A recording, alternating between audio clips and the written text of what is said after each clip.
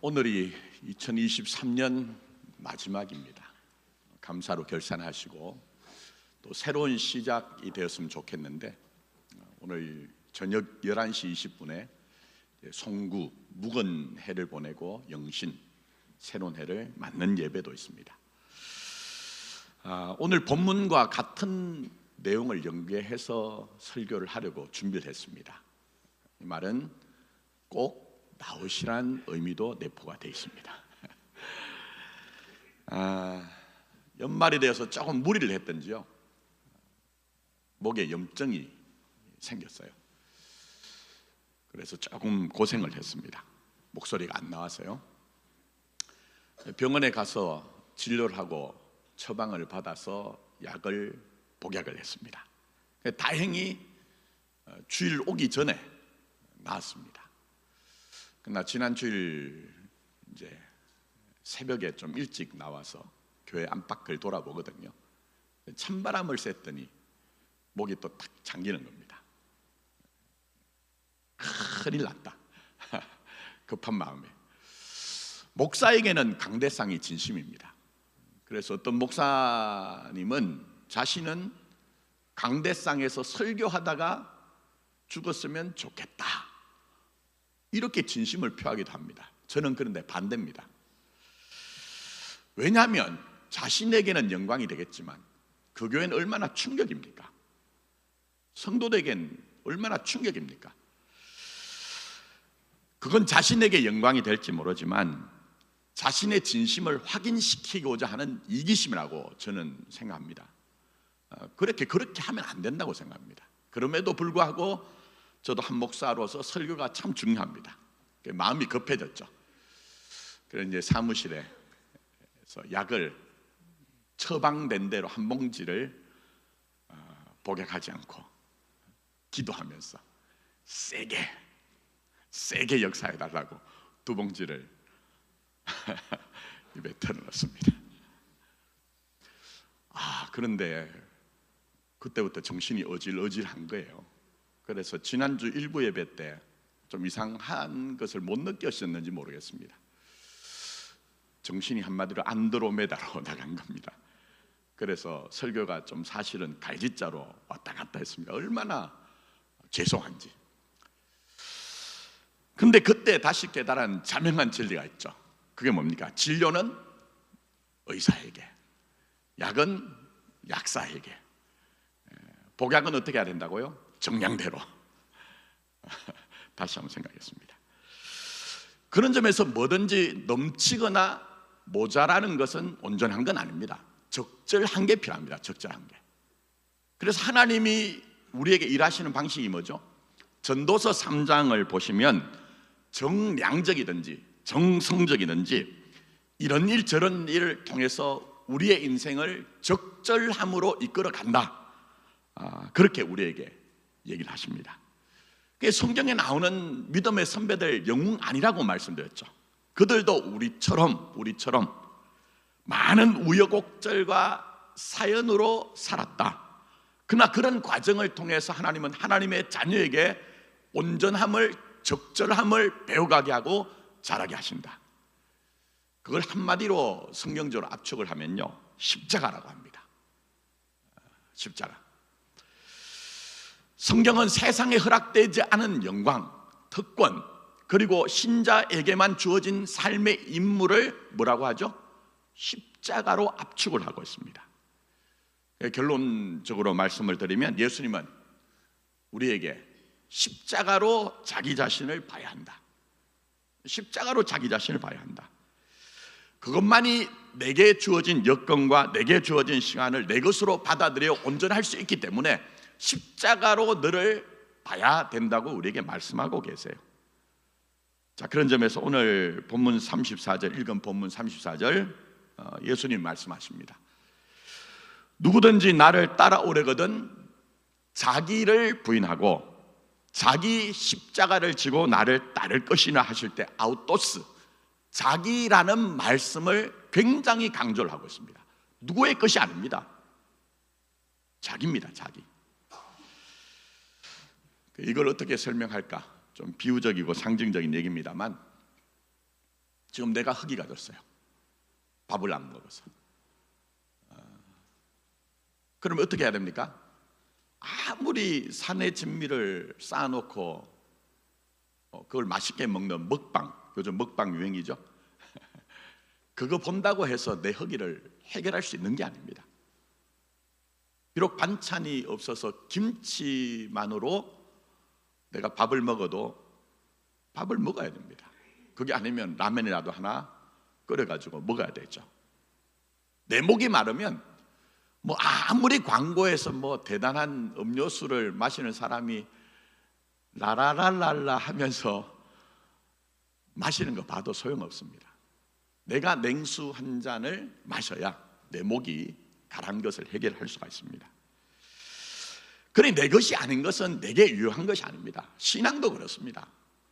신앙도 내 신앙이 내 것이지 누가 믿음 좋다고 해서 그게 내 것이 되는 것은 아니거든요.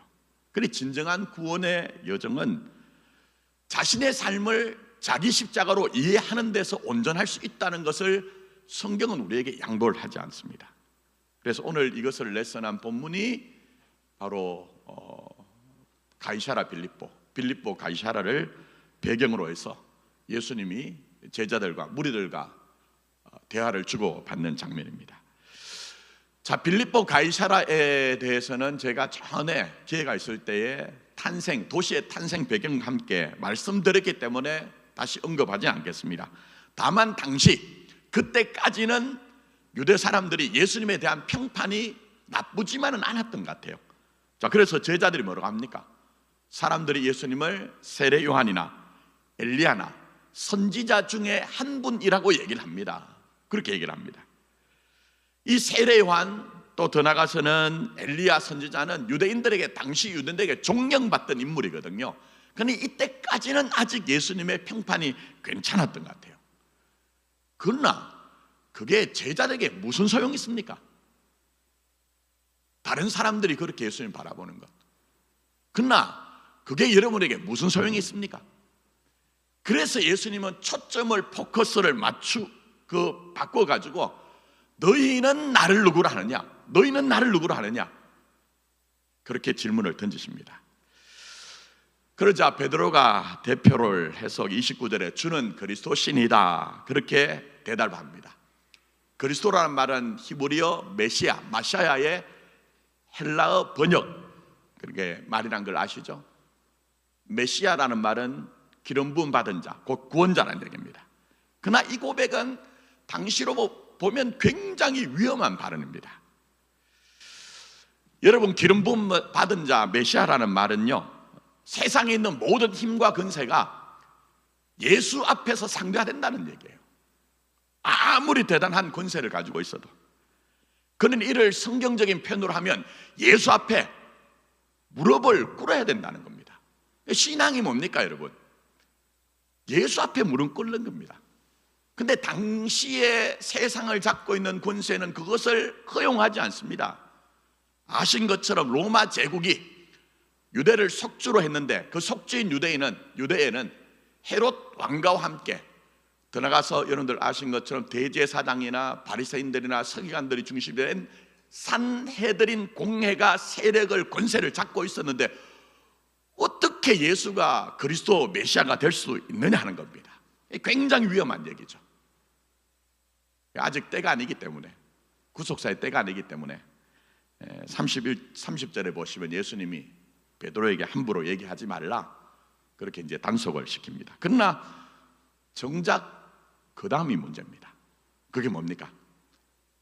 예수님이 자신의 순환을 예고하시자 베드로가 화들짝 놀라면서 안 됩니다, 절대 그렇게 해서는 안 됩니다, 예수님을 급박을 합니다. 격하게 반응합니다. 왜냐하면 자신들이 바라는 메시아가 구원자가 아니었기 때문에 그렇습니다. 그러나 예수님은 사단아 내 뒤로 물러가라, 내가 하나님의 일을 생각하지 아니하고 도리어 사람의 일을 생각하는도다라고 크게 엄하게 꾸짖습니다. 아시다시피 사단은 하나님을 대적하는 세력이에요. 하나님을 대적하는 세력. 근데 베드로는 지금 자기의 가족도 자기의 집도 배도 버려두고 예수님을 쫓은 제자란 말입니다. 만약 제 입장이었으면 내가 네 진심을 알고 있다, 그래도 하나님이 내게 주신 뜻이 있기 때문에 그렇게 할 수 없다, 좀 자제해라, 이 정도만 했을 것 같아요. 근데 예수님은 자신에게 진심을 보이고 각오를 보이는 그 베드로에게 사단아 물러가라고 격하게 얘기하십니다. 왜 이렇게 하시는 겁니까? 그건 한 인간에게 구원의 여정이란 것은 쉽게 가는 것이 아닌 것을 우리에게 확인시켜 주는 거예요. 많은 분들이 오해하는 것 중에 하나가 기독교 신앙을 간단하다고 생각합니다. 심플할 수 있지만 간단하지 않습니다. 우리의 짐을 대신 지시는 주님이 우리에게 평강을 주심으로 그걸 감당할 힘과 능력을 주시는 것이지, 우리에게 쉽게 가게 하신다는 것을 성경은 한 번도 얘기한 적이 없습니다. 그러나 목사들이 강대상에서 그런 얘기를 오히려 남발하면 할수록 사람들은 거기에 취해서 그런 교회에 더 많은 사람들이 할렐루야 아멘 하면서 모입니다. 그러나 우리는 그렇게 가지 말자는 거예요. 좁지만 생명의 길을 가자는 겁니다. 세상에 우리가 사는 것은 분명하지만 우리의 소속과 존재는 하나님께 있기 때문에 쉽진 않지만 그렇게 한번 살아보자는 겁니다. 그래서 이런 내용은 이미 광야 시험에서 다 레슨을 하셨죠. 사단이 유혹한 게 뭡니까? 쉽게 가는 건 아닙니까? 단번에 할 수 있다는 건 아닙니까? 네가 만일 하나님의 아들이면 돌로 떡을 만들어라. 네가 만일 하나님의 아들이거든 성전 꼭대기에서 뛰어내려봐라. 그래도 안 되니 절 한 번만 하면 세상의 모든 영광을 다 줄게. 결국 과정 없는 결과, 맥락 없는 결과처럼 쉽게 너 자신이 메시아인 것을 증명해보라고 이렇게 유혹을 하죠. 그러나 예수님은 거절하시거든요. 거부하시거든요. 그리고 우리에게 그 길을 따라오랍니다. 그 길을 따라오랍니다. 사실 첫사람 아담의 운명 안에 태어난 인간이 가진 치명적인 질병과 같은 것이 무엇일까요? 첫사람 아담이 하나님과 같이라는 그 유혹을 선악을 알게 하는 열매 한 번 따먹는 것으로 해결하려고 했거든요. 맞죠? 근데 그 버릇이 우리는 누구나 다 태어나는 순간 아무리 4대 5대 예수 믿는 집안에 태어나고 그 부모가 신앙이 좋아가지고 대단한 어떤 업적을 가지고 있다 해도 응애하며 태어나는 순간 전부 다 운명적으로는 첫사람 아담의 허리에 묶여서 태어나거든요. 그래서 우리는 어떻습니까? 우리도 은연중에 우리 스스로 전능자가 되어 쉽게 단번에 되었으면 좋겠다는 마음을 가집니다. 근데 그게 깨집니다. 살다 보면. 그 시간이 중요합니다. 그냥 세월 가는 것은 아닙니다. 신자들에게. 남자애들 같은 경우에 요즘은 좀 다르지만 제 어린 시절만 해도 슈퍼맨이라는 영화가 있었고요, 슈퍼맨에 대한 만화가 있었습니다. 그걸 보고 빠져들죠. 그리고 나도 슈퍼맨이 아닌가 하는 착각에 어떻게 해요? 집에 있는 보자기 하나 꺼내가지고 목에다가 묶습니다. 그리고 높은 데 올라가가지고 슈퍼맨 하고 뛰어내리죠. 그러다가 떨어져가지고 다리를 삐거나 좀 심하면 찢어지거나 깨지면 그때 엄마가 이제 혼내죠. 야, 이 녀석아, 너 그러다가 죽으려고 그러냐? 그러면 깨닫습니다. 아, 쉽게 단박에 되는 것은 없다. 나는 슈퍼맨이 아니다. 깨닫습니다. 그러나 그렇게 해결되지 않습니다. 우리는 누구나 다 살다 보면요, 다 말씀드린 것처럼 전능자 역할 노릇을 하고 싶어 해요. 쉽게 단박에 다 해결됐으면 좋겠다. 그러나 그런 마음 때문에 어떠냐? 조금만 어려운 일이 있으면 나만 왜 이러냐? 불평하죠. 더 나아가서는 내 현실을 외면하고 도망가고 싶어하는 것이 우리의 모습입니다. 그러나 진정한 구원은 그럴 수 없고 그렇게 하지 않는다고 얘기합니다. 하나님이 신자에게. 모르겠어요. 세상 사람들을 볼 때 여러분들이 저 사람은 저렇게 어떻게 될 수 있느냐 하지만 세상 사람들조차도 그럴 수 없는 것뿐만 아니라 여러분은 하나님 안에 운명 지어진 자들이기 때문에 그럴 수 없고 내가 그렇게 하지 않는다고 얘기해요. 이런 구원받은 사람이기 때문에. 이런 것은 때로 기대라는 이름으로 쉽게 내 인생을 남에게, 다른 사람에게 넘기는 경우도 있습니다. 넘기는 경우. 그래서 여러분, 베드로가 예수님께 왜 안 된다고 그렇게 얘기합니까? 왜 그렇게 막 예수님을 막, 제가 전에 한번 원어로 말씀드렸죠. 그냥 간청하는 정도가 아니고 예수님 붙들고 막 흔들고 있어요. 왜 그렇게 할까요? 당시 유대인들의 보편적인 메시아관, 그리스도에 대한 이미지가 있습니다. 그것은 하나님이 말씀 한마디로 천지를 창조하신 것처럼 당신이 메시아라면 우리의 가장 시급한 문제인 로마 제국의 압제로부터 독립을 이루어지게 해달라는 거예요. 이건 큰 문제입니다. 그러나 이걸 조금 우리가 현실적으로 적용을 하면 내가 하지 못하는 일을 당신이 해달라는 거예요. 내가 하지 못하는 일을 당신이 해달라는 거예요. 물론 예수님께서 죽으셨다가 다시 사신다고 하지만 베드로 입장에서는 그걸 어떻게 보장하느냐 하는 거예요. 아니, 세상 역사에서 죽었다가 살아난 사람이 있느냐 하는 거예요. 그러니 내가 하지 못한 일을 당신이 해야 되는데 8장까지 오는 동안 예수님은 많은 기적을 일으켰거든요. 그러니 지금 당신이 그 방식을 가지고 지금 당장 해결해 달라는 거예요. 그러나 여기에 대해서 예수님은 뭐라고 하십니까? 자기 십자가를 지랍니다. 깊이 생각하셔야 됩니다. 자기 십자가를 지랍니다. 남에게 넘기는 것으로 해결되지 않기 때문에 그렇습니다. 신앙은 남에게 넘기는 게 아닙니다. 남에게 넘기는 것으로 해결되지 않기 때문에 자기 십자가를 지라. 남에게 넘기다 보면 속습니다. 저는 그런 경험을 저희 교회 와서 진하게 했습니다. 내가 고민하고 내가 기도하고 내가 판단하지 않은 것들이 얼마나 아픈 것으로 다가오는지 저는 나중에 비망록 제가 쓰겠다고 했지만 그런 경험이 있습니다. 그렇게 하면 속기 때문에 그렇습니다. 그래서 그런 인간들의 속성을 가장 잘 이용하는 것이 뭡니까? 세상 권력입니다. 세상 권력. 성경으로 보자고 하면 고대 이집트의 파라오, 예수님 당시의 로마의 카이사, 이들은 당대 사람들이 메시아처럼 떠받들던 그런 사람들입니다. 그들이 그렇게 열광적인 지지를 받았던 것들은 사람들의 기대와 사람들의 소원을 이루어 준다는 기대가 있었기 때문에 그랬습니다. 그리고 이런 일들을 통해서 파라오나 카이사는 자기 절대를 공고하게 합니다. 근데 성경은 이걸 뭐라고 얘기해요?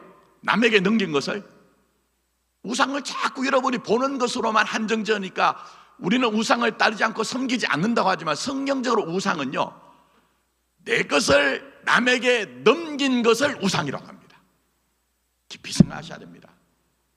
그 대표적인 것이 제가 출애굽기로 가면 이스라엘 사람들이 우리를 인도한 신을 만들어내라 할 때 그 애굽에 있는 아피서 신 송아지 모양을 만든 거 아닙니까?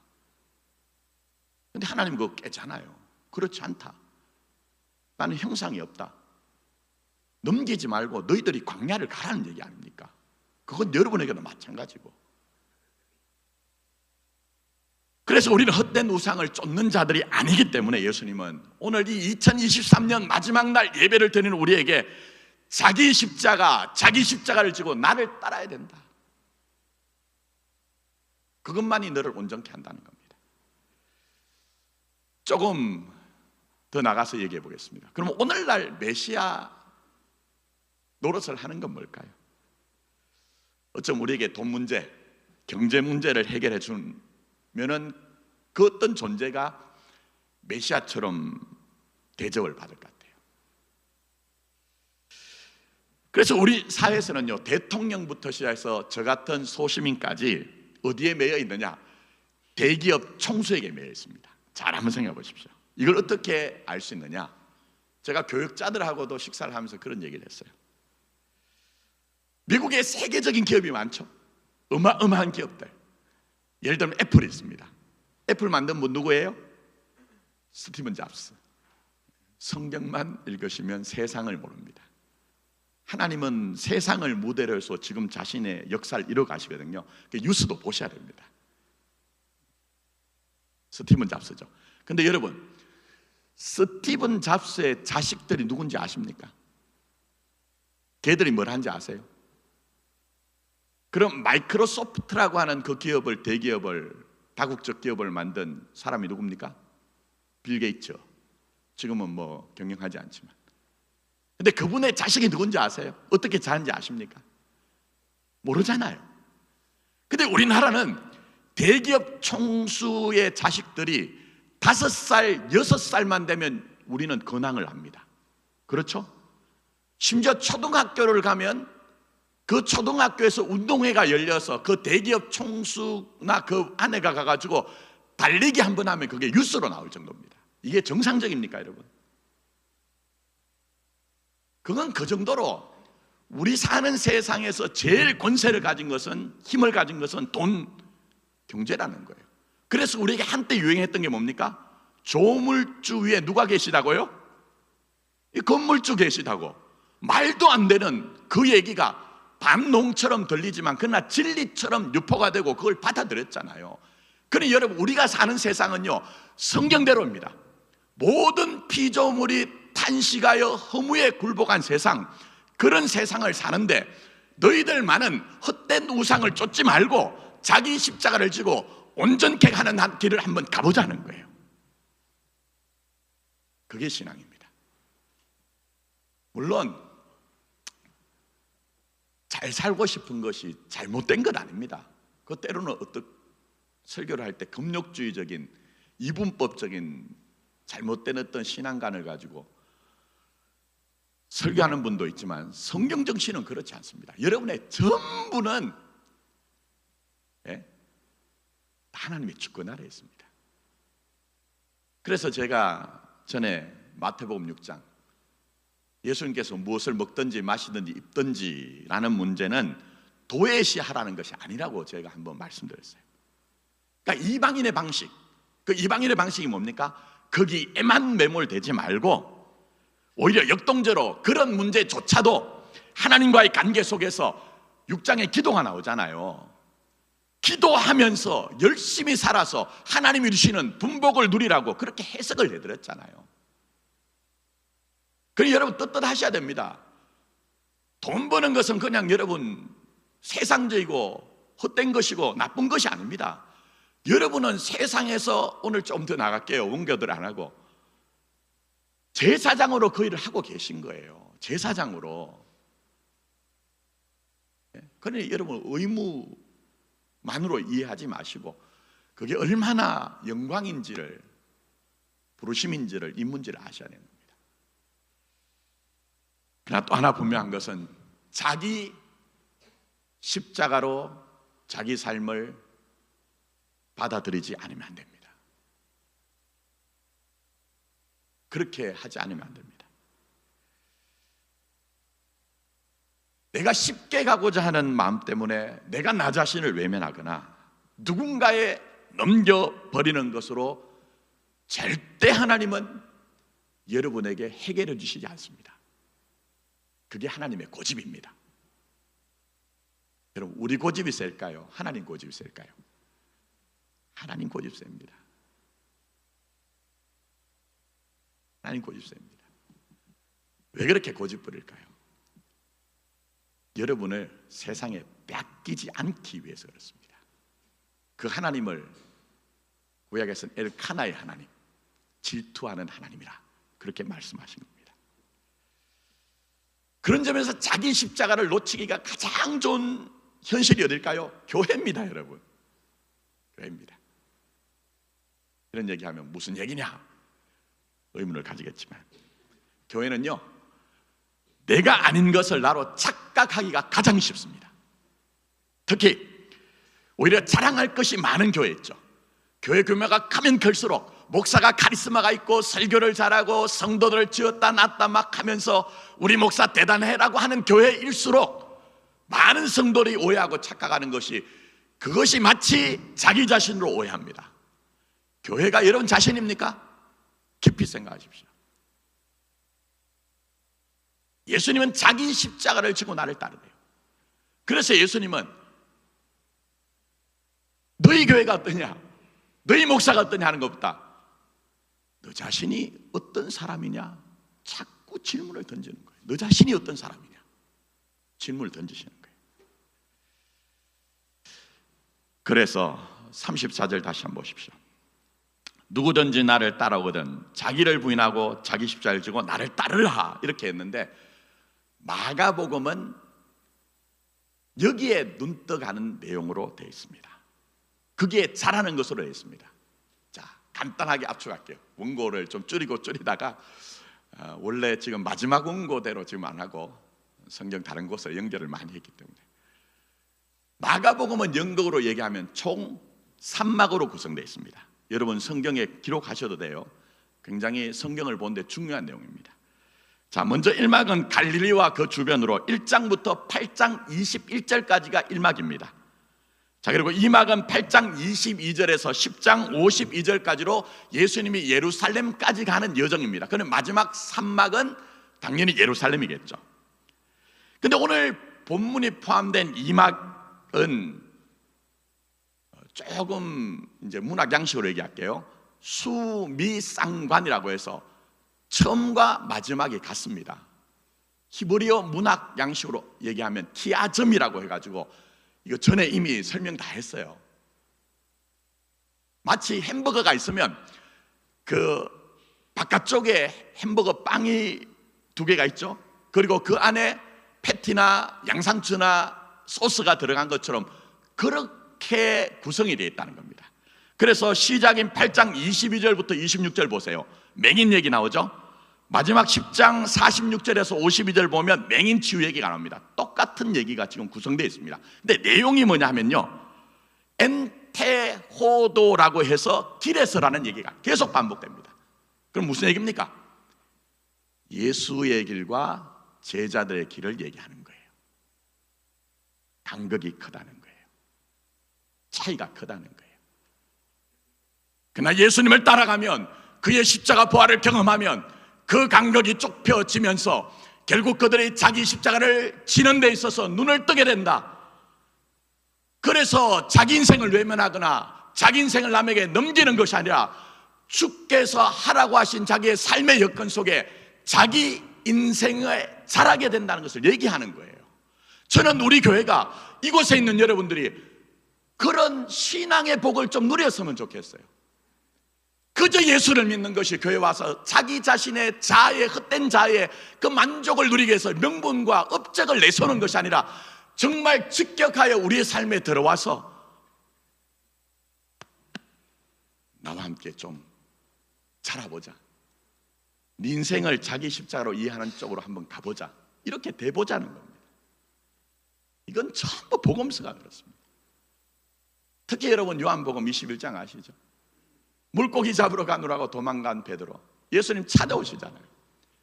그리고 처음 예수님이 베드로를 만나서 부르셨을 때와 유사한 장면을 배치하시죠? 그러면서 네가 나를 사랑하느냐 묻잖아요. 그랬더니 베드로가 뭐라고 얘기합니까? 내가 주를 사랑하는지 주께서 아시나이다. 무슨 얘기입니까? 진심과 각오는 있었지만 제 실력이 안 되더이다, 이 얘기입니다. 그렇게 예수님 앞에 승복을 하자, 그때 뭐라고 하십니까? 내 양을 먹이라 치라 얘기하죠. 그리고 나서 예수님이 말씀합니다. 너 젊었을 때는 네 마음대로 했지 않느냐, 네 마음대로 했지 않느냐. 다르게 얘기하면 네가 나를 이용해서 네 인생을 뭔가를 하려고 했지 않느냐, 자기 십자가를 지지 않았지 않느냐. 근데 이제는 그렇게 할 수 없다. 너 그렇게 하지 않기 위해서 남들을 통해서 띠를 띄워서라도 너 끌고 간다. 그러나 그 속에서 네가 자기 십자가를 지는 것, 그 영광을 알게 될 것이다. 이렇게 지금 얘기를 하는 거예요. 그게 신자의 인생입니다. 목사들이 이런 성경의 내용을 안 가르치다 보니 교회 와서 전부 다 하는 일이 목사부터 시작해서 장로, 군사, 집사, 평신도들까지 전부 다 어떻습니까? 자기 십자가 지지 않는 것을 실력으로 이해하는 거예요. 그렇지 않습니다. 그렇지 않습니다. 그래서 여러분 아신 것처럼 베드로가 그 순간 뭐라고 합니까? 사랑하는 제자가 지나갑니다. 요한복음에는 이름이 안 나오지만 학자들은 요한 사도라고 생각합니다. 예수님의 품에 기대어 있던 그 사랑하는 제자. 비교의식이 있었던 것 같아요. 그게 뭐라고 합니까? 예수님 지나가는 쟤는 어떻게 됩니까? 예수님 따끔하게 얘기하죠. 남 신경 쓰지 마. 개 신경 쓰지 마. 너 네 인생 너에게 준 것이야. 너 그냥 제대로 살면 돼. 이렇게 마무리하시잖아요. 우리는 그런 예수님을 만나지 않고요, 자꾸 우리가 신앙을 통해서 자기에 주신 자기 십자가를 외면하는 방식, 남에게 내 문제를 넘기는 어떤 실력, 이걸 신앙으로 오해했단 말입니다. 절대 그렇지 않습니다. 하나님은 그렇게 하시지 않습니다. 절대 그렇게 하지 않습니다. 그런 점에서 이제 2023년 마무리하면서 이 한 해 사신 시간과 여건 누구 겁니까? 답은 나오죠? 누구 겁니까? 내 십자가입니다. 한번 따라 하십시오. 내 십자가입니다. 싫으신 모양이에요. 누구 것도 아닌 여러분 자신의 것입니다. 그런 점에서 오늘 주보 보시면 설교 제목이 십자가로 전정하기예요. 좋은 열매를 맺기 위해 나무를 전정하는 것처럼 십자가로 여러분의 인생 사신 시간 여건들을 전정해 보십시오. 물론 보시면 전정이란 말이 원래 전자가 원래는 앞전자 밑에 칼도자가 들어가야 됩니다. 근데 제가 칼도자를 뺐어요. 왜냐하면 우린 칼든 자들이 아니라 나는 길이요 진리요 생명이라고 말씀하신 예수님을 따르는 자이기 때문에 앞전자 밑에 말씀, 그죠? 길도자를 제가 쓰려고 했어요. 근데 그런 한자가 없으니 그거 썼다가 괜히 또 뭐 그러니까, 그래서 앞전자를 썼습니다. 무슨 얘기입니까? 누가 우리에게 강박하고 누가 우리에게 요구하기 전에 먼저 내가 해보자는 거예요. 누가 뭐라고 하기 전에. 그래서 전 앞전자에 정자 이렇게 붙였습니다.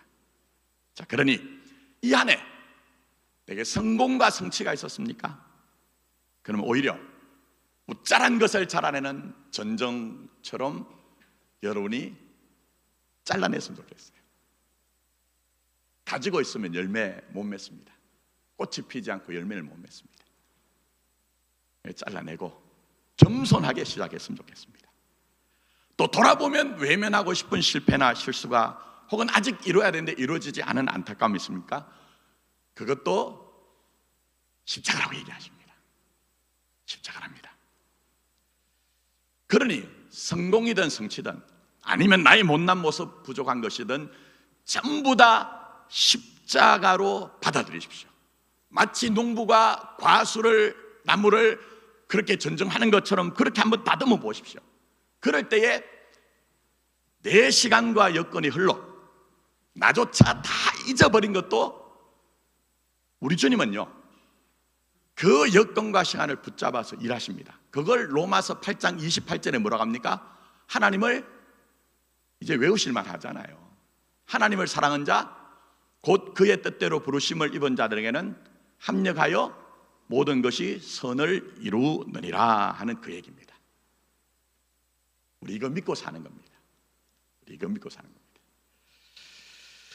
이제 말씀 맺으면서 원래 매듭하기 위해서 전에 한번 낭송해 드린 적이 있습니다. 생긴 것과 다르게 시와 문학과 예술을 사랑합니다. 그래서 제가 마지막은 제가 오광수 선생의 세월이 가는 소리란 시를 낭송해 드리고 마치려 합니다. 이 안에 돌아보면서 시간 속에서 나는 어떤 자리까지 왔는지, 한번 곰곰이 생각하는 그런 기회가 됐으면 좋겠습니다. 제가 낭송해 드립니다. 세월이 가는 소리, 오강수. 싱싱한 고래 한 마리 같던 청춘이 잠시였다는 걸 아는 데는 그리 오래 걸리지 않는다. 30이나 40, 50살까지 가는 여정이 무척 길 줄 알았지만 그저 찰나일 뿐이라는 게 살아본 사람들의 얘기다. 정말 50살이 되면 아무것도 잡을 것 없이 생이 가벼워질까? 50살이 넘은 어느 작가가 그랬다. 마치 기차 레일이 덜컹거리고 흘러가듯이 세월이 가는 소리가 들린다고. 요즘 문득 깨어난 새벽, 나에게 세월 가는 소리가 들린다. 기적 소리를 내면서 멀어져가는 기차처럼. 슬핏 잠든 밤에도 세월이 마구 흘러간다. 사람들이 청성맞게 꿇어앉아 기도하는 마음을 알겠다. 기도하겠습니다.